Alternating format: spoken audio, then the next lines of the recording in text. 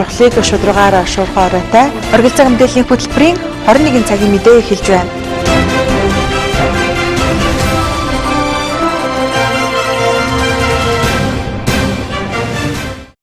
Оройн төргийн үзэгчтэй оройн мэдээ эхэлж байна. Оргил цаг мэдээллийн хөтөлбөр 21 цагийн мэдээгээр дамжуулан Орхон аймагт өнөөдөр болж өрнсөн гол үйл явдлын мэдээллүүдийг танилцуулахад бэлэн боллоо.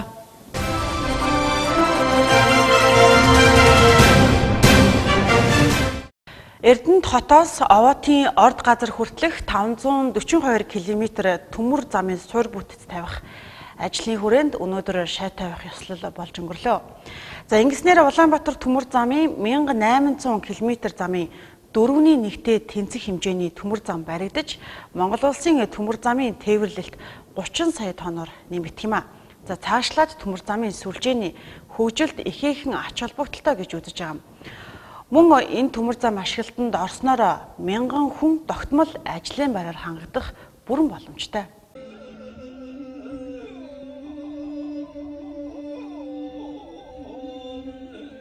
За Орхон аймагт яг одоо Эрдэнэт Овоотын чиглэл 502 км. За төмөр замын ажил одоо эхлэх болсон энэхүү нээлтийн үйл ажиллагаа болж байна. За энэхүү нээлтийн үйл ажиллагаанд засгийн газрын зам тээврийн яамны сайд болон улсын хурлын гишүүд Эрдэнэт нутгийн орон нутгийн удирдлагуудаас оролцож байгаа маа энэхүү мэдээллийн дэлгэрэнгүй хүлээн авч үзсэн үү? Эрдэнэт хотоос Овоотын уурхай чиглэлийн төмөр замын концессийн гэрээний төслийг засгийн газрын 2015 оны 111-р тогтоолын дагуу боловсруулсан. Концессийн гэрээний төсөлд төслийн хөрөнгө оруулалтын нийт хэмжээ 1.3 тэрбум $, ба нийт 542 км төмөр замын ажлыг концесс эзэмшигч өөрийн боломжит хөрөнгөөр 5 жилийн дотор барьж байгуулах болсон юм а. За харин бүтэн байгуулалтын ажлыг Northern Rail-ус компани хариуцсан ажиллана. Тэгвэл тус төмөр замыг тавих ажлын нээлтийг Орхон аймгийн бүрэн бүсдэд зам тээврийн хөгжлийн сайд, Орхон аймгаас улсын хурлд суугаа улсын хурлын гишүүд, орон нутгийн удирдлагууд, Улаанбаатар төмөр замын удирдлагууд, гадаадын зочид төлөөлөгчдийн хамт нээж шав тавих ёслолыг зохион байгууллаа. Энэ төмөр замын бүтээн байгуулалтын ажил эхлэхэд бол мэдээж бүтээн байгуулалтын ажилтны олон аж ахуйн нэгж компаниуд бол оролцсон. За ер нь бол энэ бүтээн байгуулалтын ажил дууснараа бол 1000 гаруй ажлын байр шинээр бий болох юм аа. Тийм хязгаарийн коогч нүүрсний ордтой холбогдох юм.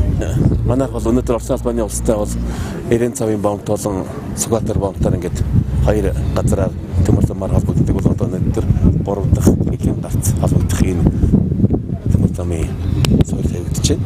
За ингэснээр бол нийгмийн эдийн засаг үнэхээр онцгой ач холбогдолтой ийм зам болно. Where we are, Spire Mining will be a major customer of this railway. Одоо эхний үед бол бид нар бол энэ төмөр зам бол олон судалгаа хийгдэд явж байгаа. Одоо эхний үед бол энэ төмөр зам бол одоо нүүрсний одоо уурхайн төслөөс эхэлсэн. Тэгээ одоо бол ингээд яваад өргөжөөд энэ бол 3 улсын эдийн засгийн коридор болох төслийн хэмжээнд явж байгаа маа. Монгол улсын эдийн засгийн үеийн төлөвлөлтөй ийм төмөр замын одоо хойд коридор гэдэг утгаараа төслийг бид хэрэгжүүлж тэгээд бас одоо хэрэглэгч нь болж яваад баяртай байна. As well, and it's going important for trade for Northern Mongolia with the rest of the world. Эрдэнэт Овоот чиглэлийн төмөр замд нэг үндсэн өртөө 8 зөрлөгтөө байхаар төлөвлөсөн. Хөвсгөл аймгийн цэцэрлэг сумын нутагт байрлах Овоотын когсжих нүүрсний ордын боломжит нөөц нь 255 сая тонн Монгол улсад хоёрт бичигдэж байгаа бөгөөд цаашид хайгуулаар нөөц нь нэмэгдэх бүрэн боломжтой орд юм а. За Монгол улсын баруун хойд бүс нутагт байрлах ашигт малтмалын орд газруудыг эдийн засгийн эргэлтэнд оруулах цаашид Оросын холбооны улстай төмөр замаар холбогдох гарцыг нэмэгдүүлэх зорилгоор Эрдэнэт хотоос Оросын холбооны улсын ард суурь Боомт хүртэл 770 км урттай төмөр замын шин шугам барьж байгуулах асуудлыг улсын их хурлаар шийдвэрлснээс эхний ээлжинд Эрдэнэт өртөөнөөс Хөвсгөл аймгийн цэцэрлэг сумын нутагт орших ООТ-ийн нүүрсний стратегийн ордны чиглэл 542 км урттай төмөр замын шин шугамыг төрийн өмчийн концессийн зүүнийн жагсаалтанд оруулсны үндсэн дээр эхлүүлэхээр болсон юм а. За Эрдэнэт ООТ чиглэлийн төмөр зам ашиглалтанд орсноор Хөвсгөл болгон Орхон аймгийн ашигт малтмалын орд газруудын бүтээгдэхүүнүүдийг эдийн засгийн эргэлтэнд оруулж өргөө чиглэн дээшлүүлэн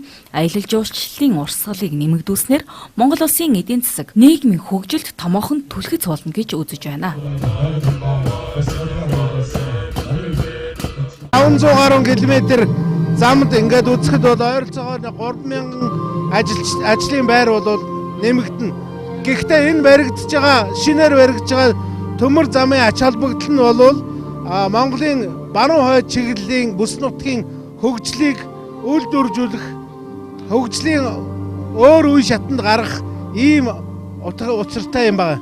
Тэгэхээр ер нь Монголын төмөр замын сүлжээ өнөөдрөөс эхлээд энэ баригдаад дуусны дараа 4/1-ээр нэмэгдэх.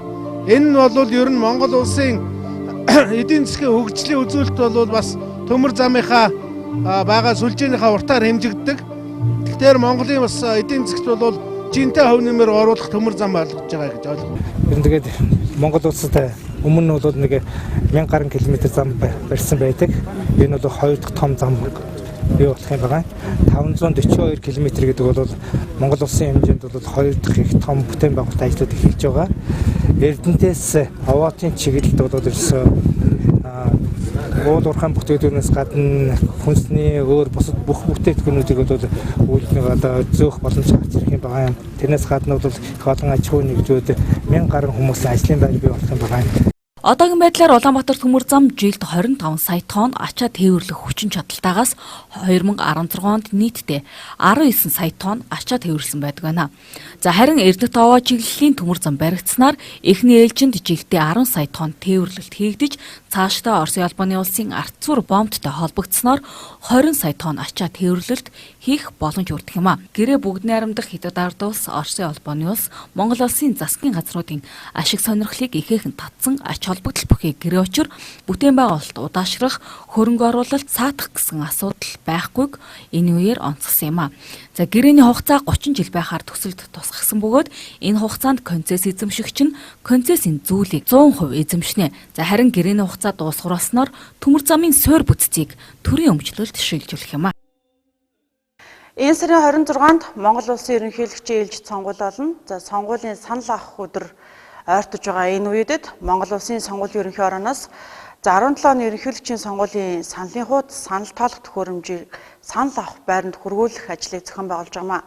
Өнөөдөр Орхон аймгийн сонгуулийн хороо хуваарлалтын дагуу санал тоолох төхөөрөмжүүдийг хүлээн авсан байна. Сонгуулийн ерөнхий хорооноос 21 аймгийн сонгуулийн хороодын төлөөлөлд сонгуулийн саналын хуудас санал тоолох төхөөрөмжийг 6 дугаар сарын 14-өөс хүлээлгэн өгсөн бөгөөд тэдгээрийг санал авах байранд тагнуулын байгууллагын хяналттай цагдаагийн хамгаалалттай хүргэсэн юм а. Тэгвэл Орхон аймгийн сонгуулийн хорооны тухайд 6 дугаар сарын 18-нд хүлээн авч 43 санал авах байранд 63 ширхэг санал тоолох төхөөрөмжийг хүлээлгэн өглөө. Сонгуулийн санал тоолох төхөөрөмжийн санал асуулгыг маргаашнаас эхлүүлэхээр болсон юм а. За сонгуулийн ерөнхий орооноос манай аймаг цагдаа тагнуулга сонгуулийн хуулийн заасан. Сонгуулийн хуулийн зааснаар харуул хамгаалтын дор санал тоолох төхөөрөмж саналын хуудсуудыг авчирсан байна. Тэгээ энэ санал бэлэгчин энэ ээлж сонгуулийн санал хураалттай холбоотой саналын хуудас санал тоолох төхөөрөмжүүд өнөөдөр нийт 43 санал авах байранд хүргэлээ. Нийт 63 ширхэг санал тоолох төхөөрөмж хүргэсэн. Санал авах байрууд өнөөдрөөс санал тоолох төхөөрөмж саналын хуудас хүргэсэн учраас өнөөдрөөс эхлэн 24 цагийн цагдаагийн хамгаалтанд байх болно. Аливаа сонгуул мэдээллийн технологийн баг ажилдаг. Тэгвэл Орхон аймгийн хувьд улсын бүртгэлийн ажилтан албан хаагчид санал авах байранд журмын дагуу байрлаж ажиллаж байна. Харин аймгийн хэмжээнд 68370 сонгогч ерөнхийлөгчийн сонгуульд санал өгнө гэсэн урьдчилсан дүн мэдээлэл гарсан байсан бол өнөөдрийн байдлаар 30 хүн шилжилт хөдөлгөөнд оролцсныг сонгуулийн хорооноос мэдээллээ. Хөдөлмөр эрхлэлтийн үндэсний зөвлөлийн 17 оны 1-р сарын 27-ны өдөр гарсан тогтоолоор 6 хөтөлбөр батлагдсан байдаг юм а. За 5 нь итгэлийн зээл олгох санхүүжилт байдаг. За үүний хувьд хүүгүү барьцаа хөрөнгөгүй итгэлийн зээлийн хөтөлбөр юм. Нийтдээ 334 сая төгрөгийн төсөв батлагдсанаас за яг хизээнээс иргэдэд энэ зээл олгодох вэ гэсэн хүлээлт иргэдийн дунд байсан. Тэгвэл өнөөдрийн байдлаар 3 хөтөлбөрийн санхүүжилт орж ирснээрээ 27 иргэнд тус зээлийг олгох шийдвэрийг гаргаад байна. Хөдөлмөр нийгмийн хамгааллын яамнаас хөдөлмөр эрхлэлтийн ур чадвар олгох хөтөлбөр, ажлын байрыг дэмжих хөтөлбөр, залуучуудын хөдөлмөр бэлтгэх, гарааны бизнес дэмжих хөтөлбөр, малчтын хөдөлмөр эрхлэлтийг дэмжих хөтөлбөр, хөгжлийн бэрхшээлтэй иргэний ажлын байрыг дэмжих хөтөлбөр, ахмад мэргэжилтний зөвлөлийн үйлчилгээ үзүүлэх гэх зэрэг 6 хөтөлбөр батлагдаж ирсэн байдаг. Уг хөтөлбөрүүдийн 3-д нь итгэлийн зээл олгох санхүүжилт батлагдаж ирсэн байна. За итгэлийн зээлээр нийт 27 хүний санхүүжилтийг олгоход бэлэн болсныг хөдөлмөр халамж үйлчилгээний газраас мэдээллээ. Одоогийн байдлаар малчтын хөдөлмөр эрхлэлтийг дэмжих, хөгжлийн бэрхшээлтэй иргэдийг дэмжих, ахмад мэргэжилтний зөвлөх үйлчилгээг хөгжүүлэх хөтөлбөрүүдэд санхүүжилт хийгдэж, малчтын хөдөлмөр эрхлэлтийг дэмжих хөтөлбөрт нийт 15 хүсэлт ирснээс 9 өрхөд итгэлийн зээлийг өгөх боломжтой гэсэн юм а. За үүнд Баянөндөр сумын 5 иргэн, Жаргалан сумын 4 иргэн нийтдээ 40 сая төгрөгийн санхүүжилт тавигдаж, нэг өрхөд 5 хүртэлх сая төгрөгийн санхүүжилт хийгдэхээр болсон байгаамаа. За Ахын аймгийн хөдөлмөр халамж үйлчилгээний газраас эдгээр хөтөлбөрүүдийг хөгжүүлэхийн тулд иргэдийн хүсэл төрөлхтүүдийг Баянөндөр сумын амжилт дэмжих зөвлөлийг зөвлөөр оруулж хүлээж авсан байгаа. За хоёр дахь хөтөлбөр нь хөгжлийн бэрхшээлтэй иргэдийн хөгжлийн бүрийн дэмжих хөтөлбөрийн санхүүжилт бас шийдэгдэж байна. За үүнээс одоо манай байгууллага дээр шалгарсан 14 иргэний төслүүдийг бол одоо гэж шалгарууллаа тийм. За энэ санхүүжилт нь бол нийтдээ 39 сая төгрөгийн санхүүжилт хийгдсэн байна. За энэ 39 саяас сая одоо 14 ирүүлсэн хөгжлийн бэрхшээлтэй иргэдийг ингээд хангах бас их юм болоод байна. За маргааш өглөө мөн аж ахуйн үйлчлэгийн сарвалжны хийгдэхэд билэн болчихлоо. Багийн хон багтсан их авахтай 4 сарын 15 сарын 12-нд авсан байгаа. Энэ хугацаанд бол энэ байрны дэмжих хөгжлийн бэрхшээлтэй иргэдийн хөтөлбөр ахмад мэргэжилтийн хөтөлбөр тэгээ багаас нь ороод хүмүүс манайд дээр бол комисс гарсан комиссийн бүрэлдэхүүн байна. Ахмад мэргэжилтээр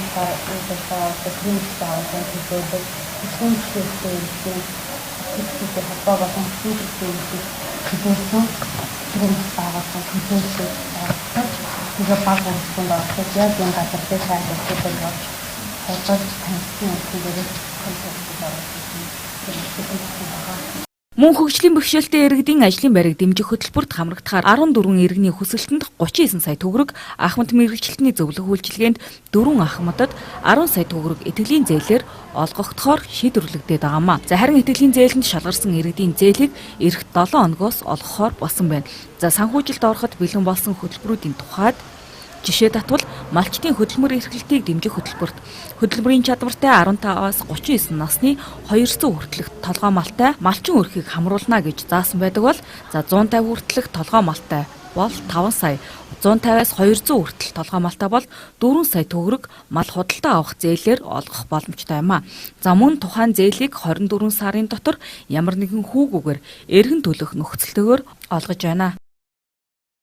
Олон улсын судалгааны байгууллагаас гаргасан мэдээлэлээр Монгол улсын нийт хүн амын 27.1% нь байнгын тогтмол тамхи татдаг гэсэн судалгаа байдаг.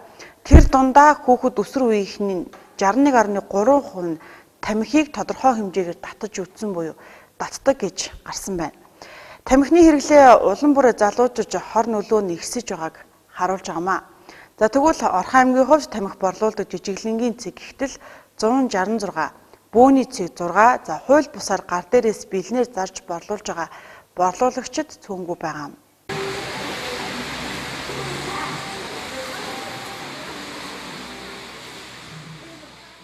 Оргил цаг мэдээллийн хөтөлбөр иргэдийн эндрээрээ та бүхэндээ үргэлжлэн хүрч байна. Тамхины хэрэглээ бол нийгмийн дунд ихээхэн асуудлуудыг дагуулад байгаа. Мөн өсвөр насны хүүхэд болон багчууд тамхины хэрэглээнд ихэвчлэн өртсөн гэсэн бас судалгаа дүн шинжилгээг бас эрдэмтэд гаргасан байгаа маа. Үүнтэй холбогдуулан ил задгаа бас тамхи худлаалan борлуулж байгаа энэ иргэдэд ямар хяналт шинжилгээг бас тавьдаг юм бэ те.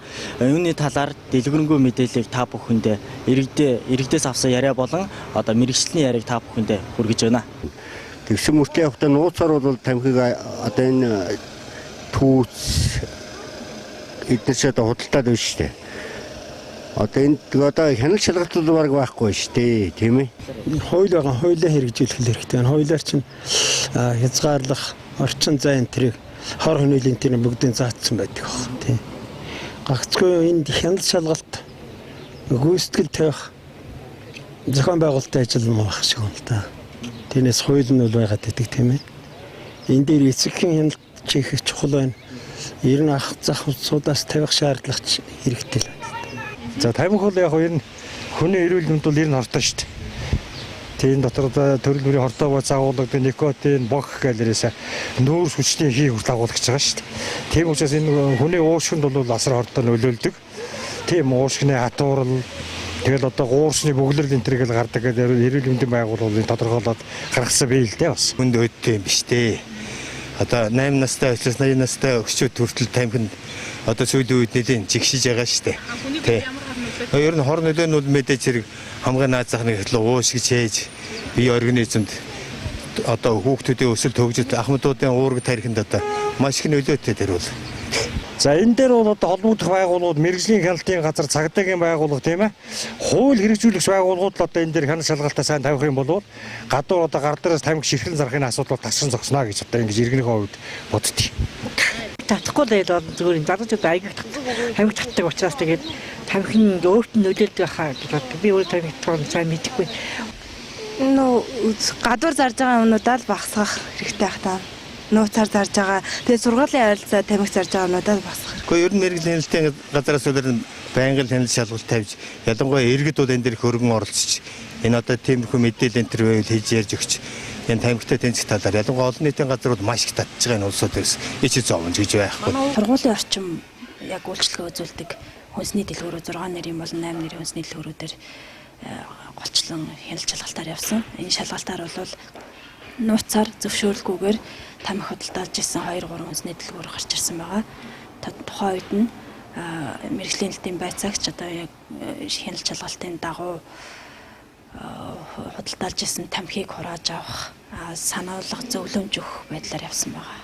Тамхи худалдан борлуулах жижиглэн цэг одоо 166 байна. 2017 он гарснаас хойш нэмж 8 цэг шинээр олгогдсон. Тамхи худалдан борлуулах бөөний цэг бол 6 бөөний цэг байна. Энэ талаар одоо Уурхачин багийн 3-ийн 17 дугаар байрны хойдолд байдаг түүц байдаг, 4-р микерт байдаг бас 4-ийн 20 дугаар байрны 18 дугаар байрны гадна түүцүүд ширхгээр яг худалдаалдаг гэдэг нь одоо баримтаар ч гэсэн нэлийн удаа дараа гарч ирж байгаа мэдээллүүд ирж байгаа иргэдээс санал гомдол хүүхдүүдээс ч гэсэн санал гомдол ирдэг. Тэгээд төглийн гаднах одоо нэгс чихэр богц зарж байна гэсэн нэрлэлээр даагуураад яг нуугаад ширхгээр тамхи зардаг иргэдүүд байгаа л да. Ерөнхийдөө бол бүгдийг мэдж байгаа цагдаа хяналтаар очиж торгочоод яваад байдаг. Одоо энэ яг ингэж таслан зогсоогдохгүй байна. Тамхи худалдан борлуулах яг зөвшөөрөлтэй болон зөвшөөрлгүй хүнсний дэлгүүрүүдийг одоо тодорхой тэмдэгтээр ялгах тийм ажлыг одоо 7 сараас хийгдэхээр төлөвлөгдөж байна.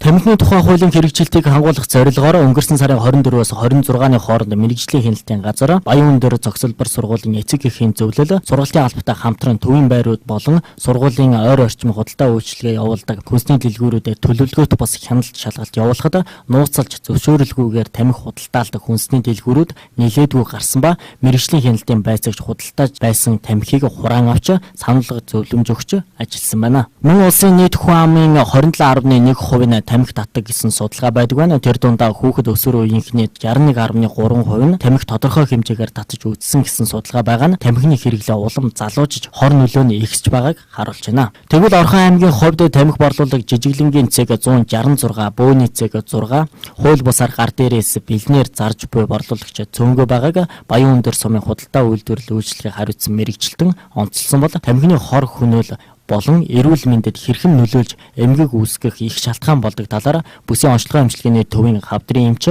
Тунгалаг инхүү ярьсан юм а. Тэгээд тамхич нь өмнө нь бид нар бол яг хөө никотинтэй холбоотой айгүй тамхины никотин бол өвчин үүсгэж байна гэж ингэж ярьдаг байсан бол тамхины найрлаганд бол одоо цианат ус төрөгч байж гэн тийм ээ цацар гэдэгт бодисууд байж гэн. Тэгээд одоо нөгөө нүүрс төрөгчийн давхар эслүүд байна тийм ээ. Маш олон төрлийн одоо 3-4 мянган одоо төрлийн тийм хортой бодис агуулсан юм тамхи маань. Тэгэхээр одоо сүүлийн үед хамгийн их ахтар өвчин үүсгэж байгаа гол зүйлийг бол никотиноос бүр илүү давмгай нь болохоор цацар идэвхт бодисын одоо холбоотой өвчлөл бол ихсэж байна гэсэн юм судалгаа байж байна. Тамхи татдаг хүний одоо гэр бүлд нь дутуу төрөлт гарч байна тийм ээ. Тамхи татдаг хүний хүүхдийн одоо амьгүй төрөлт гарч байна тийм ээ.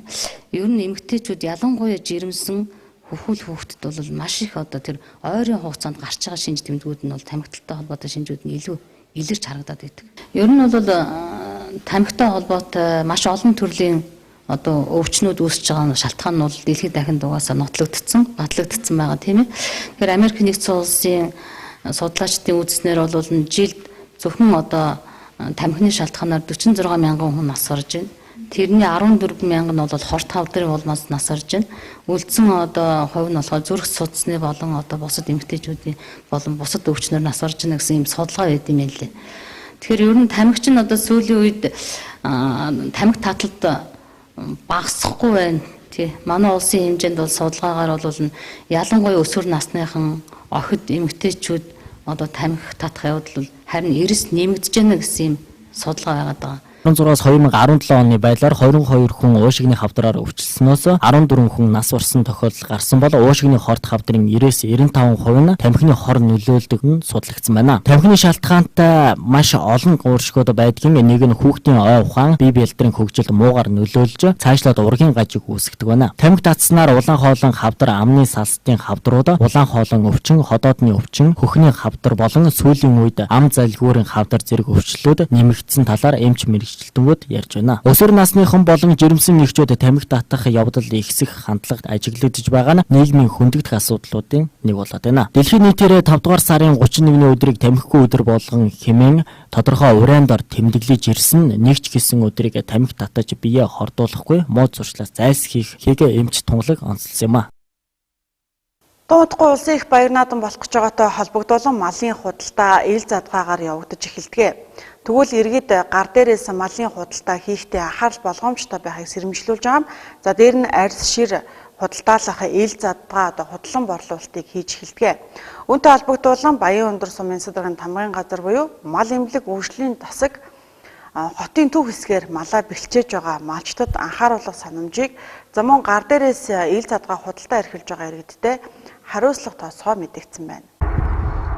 Улсын их баяр наадамтай холбогдуулан малын худалдаа арьс ширээ ил задгаа худалдан борлуулж буй иргэд олж ирж байгаа юм. Тэр дундаа хууль бус худалдаа 8-ыг эрүүл ахуйн шаардлага хангаагүй орчинд борлуулалт хийж буй иргэд аймгийн хэмжээнд 30 гаруй байгааг илрүүлсэн байна. Хотын ногоон байгууламжинд айл бууж өвс ногоог сүйтгэх асуудал гарсаар байна. Тэгвэл Баян өндөр сум засаг даргын тамгын газар мал эмнэлэг үржлийн тасагтай хамтран малын худалдаа арьс шир ил задгаа худалдан борлуулалтанд хяналт тавин ажиллаж хотын төв хэсгээр малаа бэлчээж буй малчдад анхааруулах санамжийг өгсөн юм а.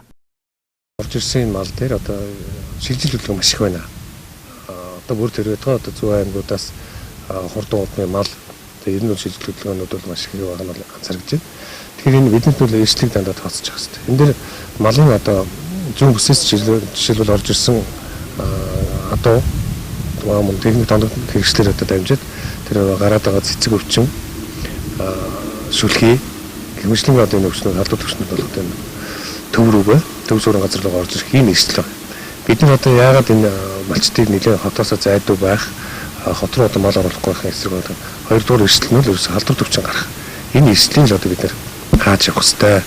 Тийм учраас одоо энэ малчдаа одоо сануулга өгөх, одоо нэг амьд малын худалдаа эргэлж байгаа энэ асуудалтай бол бас өдөр болгон уулзах одоо тэр зөвшөөрлөгөө газар амьд малын худалдаа хийхийг хориглох гэх мэтлэнгийн асуудлууд бол мэрэгжлийн хяналтын газрын дарга бас баталсан хуваар гарцсан байж байгаа. За байгаль орчин байж байна. За мөн одоо аймгийн тамгын газраас одоо бас амьд малын худалдааг зэгцлэгдэл удаадараа анхааруулж байна. Хотын ногоон бүс, хотын ногоон байгууламж, гол нь одоо ногоон байгууламж руу орж байгаа энэ малыг цэгцлэх асуудлаар хэд хэдэн ажил зохиогоод явж байна. За үүнд төвийнхаа 7 баг байгаа. Бид гордон гэж нэрс юу байшаа хороолтой энэ 7 багийнхаа хэсгийн ахлагч нарыг өдрөөр жижигт гаргаж байна. Хуваар гаргаад. За дээр нь хотогчлох газрынхаа мал хөөдөг орон тооны малчин хүн байдаг. Энэ хүнтэйгээ холбоо бариад энэ хүн маань одоо малаа ногоон байгууламж ногоон бичээс гарган хөөх ажлыг зохион байгуулад ажиллаж байна. Одоо мал өхий багуудаа 117 өөхөд бид мэрэгдэл хөрвүүлээд байна. Хотын ногоон байгууламж ногоон бүс рүү малаа бэлчээхгүй бэлчээлүүлэхгүй хариулахтай байх талаар анхааруулга өгөө. Ер нь зүгээр эндээс ажиглаж байхад манай иргэн тойрон бол дандаа их ойрхон нутагт бэлчээр бол ерөөсө гадны бэлчээрээр л байдаг болсон шүү дээ, бид нар чинь өөрсдөө гэсэн юм байдгүй. Тэгэхээр манай малчид бол энэ жилийн хувьд бол айгүй гандуу байгаа. Тэгээ бас наашаа их шахаж нэлээд төрж орж ирсэн байдлаа хэлж байна.